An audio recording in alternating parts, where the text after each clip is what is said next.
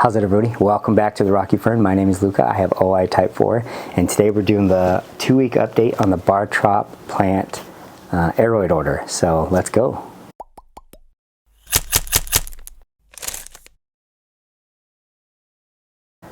So the 2-week update's full of great news. The little red crystallinum seedlings kicking butt. I was really worried about that. These plants are kept outdoor in my protected in-house greenhouse in my garage. Typical humidity is about 70%, temperature is about 85. At nighttime it can drop down to as low as 70, maybe 68 degrees, but the humidity actually jumps up to about 85%. I do water maybe once or twice a week. The nice thing about this is we have the trade winds here, so I get a lot of cross breeze, which has great ventilation.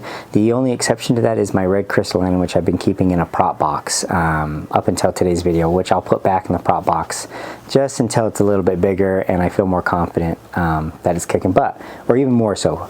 But I'll get individual shots and close-ups of these plants as I talk about them and show you the updates. But BarTrop plants kicked butt. So thank you so much again to BarTrop. And let's start with the smallest one first. This is the red crystallinum. Okay, so for the red crystallinum, when it came in, it was really small. It was really healthy, but it was small, and so I was worried. So it has been in my prop box, but it came with just 3 leaves. This one, this first leaf back here, and then this guy all the way to the left. But this guy right here is our newest leaf. So let me just try to get some macro shots for you. Let me turn it real quick. So what I want you guys to notice is how red the petioles are on this red crystallinum, which is for obvious reasons why it's called a red crystallinum. But it's kicking butt. Right here at the sinus, you can see how red it is, and then the main vein is pretty red.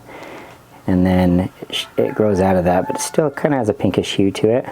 So that's the red crystallinum, and then to kind of show comparison, this is my finger. So it's a small one, but it's kicking butt.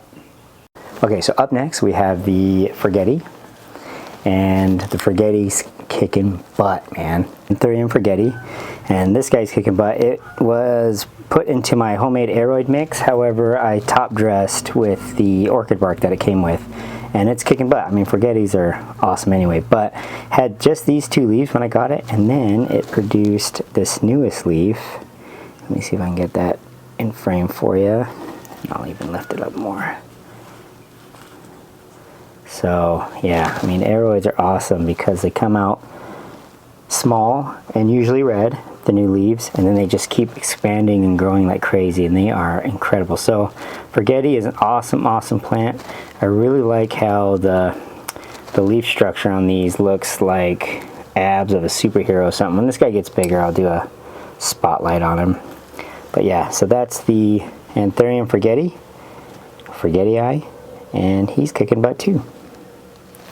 Alright, so then we have the only philodendron in the entire aroid order, which is the philodendron Nangaritense, and it's kicking butt. Okay, so here's the philodendron Nangaritense, and it's also kicking butt. Came with 3 leaves, and it's also the second smallest of the aroid order, but it's producing this new leaf here. And let me see if I can get more in focus here. And I'm using a macro lens to kind of hopefully get this in view here, but you can see it's doing the little Cinderella thing, even in 72% humidity right now, but it was 84% humidity this morning, and the average is 70%. So I believe it has plenty of humidity, so I'm not even going to mess with that. And a lot of my aroids tend to do the Cinderella slipper thing, but I don't mess with them and they come out fine. I mess with them and they come out all chewed up, so I try not to do that. But it's a really pretty philo. I like this guy a lot, so I'm excited to see how this guy continues to grow out. But yeah, the only philo in the aroid unboxing from BarTrop is kicking butt. Up next we have the Anthurium Lapoanum, and this is the one that was grown, or is being grown, in leca, and it's a first for me of growing an Anthurium in leca, and it's kicking butt. Okay, this freaking beautiful plant is the Anthurium Lapoanum. This is the one that's being kept in Leca, which I had my skepticism on only because I've never grown an Anthurium in Leca. I have a huge aquaponics system, and that's what I grow in is Leca, so I'm comfortable with the medium. I just don't know enough firsthand of growing aroids in Leca, but this guy's kicking butt. So this guy has that really cool bulate leaf structure, all new leaves, really cool. And then down here in the roots, there's so many new roots in here that I think is so cool. Let me see if I can get that for you guys. No, he won't. But anyway, there's a ton of new leaves in there. And yeah, he's just kicking butt. He is producing a new leaf, which I think is very cool. Yep, sorry. And I want to know what this new leaf is. I don't know if these guys are trilobed as they get more mature, like the next Anthurium I'll show you. But yeah, kicking butt, doing really good, and can't wait to continue to do more updates on this guy. Then we have the really cool Anthurium Arisaemoides, and that's that really cool trilobe one. And it was a little limp when we got it, but it's kicking butt. Alright, so this is the Anthurium Arisaemoides, and this is that really cool trilobed plant that I got. That's also very bullated, has a really cool structure to the leaves, or texture. It has a really cool structure too. This is the first trilobe that this particular plant has produced. It is producing a lot more though, leaves that is, and hopefully they'll be awesome. Like I said, when this plant first came in, it was pretty limp, which makes sense due to the shipping stress, but it is producing a ton of new leaves. I'm going to get in here and show you that. So this thing is producing a ton of new roots, a lot of internodal roots, which is great. And it's also kept in the in-house aroid mix, and it is just kicking butt. So these guys, very cool climbing species of the Anthurium, and yeah, cannot wait to see what this plant can do. And then we have the so-called Anthurium Magnificum seedling. And I'm telling you, BarTrop, you spoiled me with this guy. He's so cool. Okay, so this is the, like I said, the quote-unquote Anthurium majestic seedling, but BarTrop trying to be funny over there and sending me a big old awesome plant, which I love. This is the one when we unboxed it, or actually unpotted it, had a ton of roots.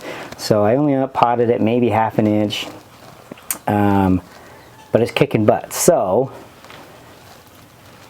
those are the two leaves that it came with. Then in about, I don't know, 6 days it produced this newest leaf, which unfortunately is haggard.